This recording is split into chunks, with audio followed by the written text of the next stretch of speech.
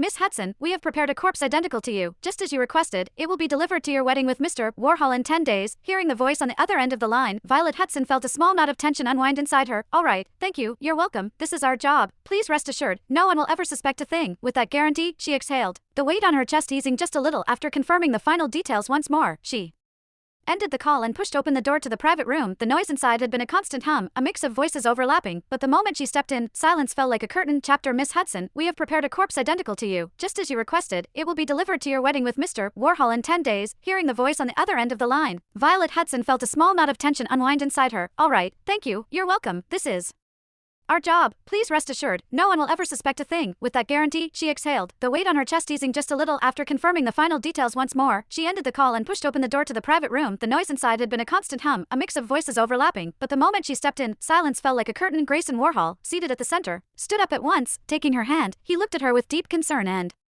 signed, Violet, you were in the restroom for so long. Are you feeling unwell? Let's go home now. He moved to lead her away, looking at the way his eyes held nothing but her. Violet suppressed the bitterness rising in her chest and shook her head. I'm fine, just continue. Only after she reassured him several times did Grayson sit back down. Still holding her hand, the lively chatter returned, filling the space again. Then, a voice cut through the noise. Grayson, you're getting married soon.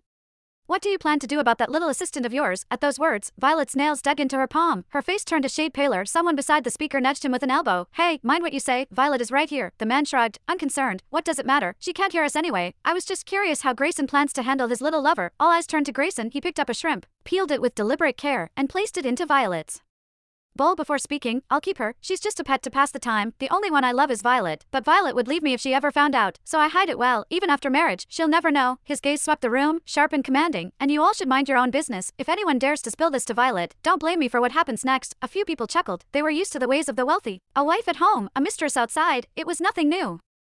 Man, Grayson, that's tough. My wife has known about my affairs for ages. You think Grayson is like you? This is real love. Okay, laughter rippled through the group. Then, someone's eyes lit up with curiosity. Grayson, since Violet can't hear, have you and your assistant ever done it at home? The sentence left room for endless imagination. Grayson smiled, rolling the engagement ring on his finger, then answered lazily, of course. It's thrilling. The room erupted in cheers, applause, laughter, whistles. Jesus, Grayson, you're the real deal. I bet you've done it all over the house. I'm jealous. Guess marriage won't stop you and your assistant from having fun. The compliments kept coming. No one noticed how tightly Violet was clenching her fists, how her knuckles had turned white. No one knew that she had regained her hearing long ago. No one knew that she had already decided to leave, that she would never marry Grayson. On the wedding day, all that would be left for him was a lifeless body identical to hers. From the corner of his eye, Grayson noticed she hadn't touched the shrimp in her bowl. He quickly signed, Violet, why aren't you eating? Violet looked at the man whose eyes were filled with concern and forced a smile. What were you all talking about just now? Grayson chuckled, pressing a soft kiss onto the back of her hand. They were praising our love, saying we'll be the happiest couple in the world. As he finished, he